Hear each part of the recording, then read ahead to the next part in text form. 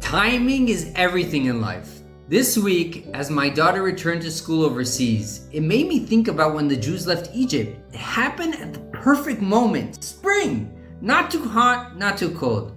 And we were finally at a level when we were ready to embrace belief in Hashem and leave Egypt. Just a few months earlier, we had doubted Moses and questioned the divine message of the Exodus. But now we were ready.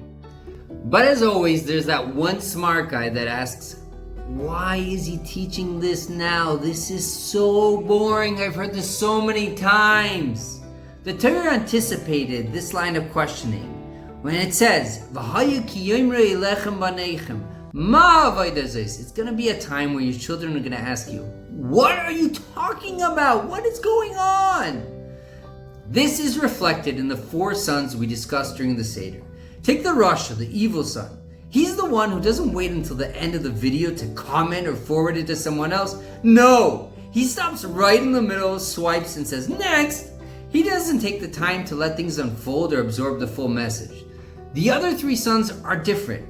The Torah says, Kish'alcha bincha machar, when your son is going to ask you tomorrow. Now, tomorrow doesn't necessarily mean the day after today.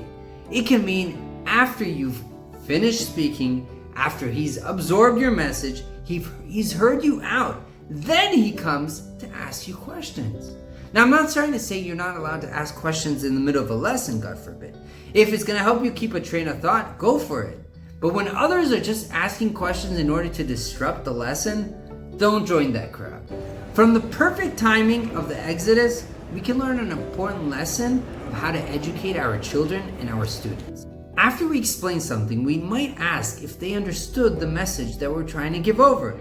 And they'll typically say yes, but often they haven't fully grasped what we're trying to say. And deep down, we know it. As the Mechilta teaches, machar, tomorrow, doesn't necessarily mean tomorrow. It could be in a year from now, a couple years from now. They will actually come back to us to ask us questions to understand what we taught them. But the key is to always maintain a relationship and be responsive to them, because that tomorrow might very well be today.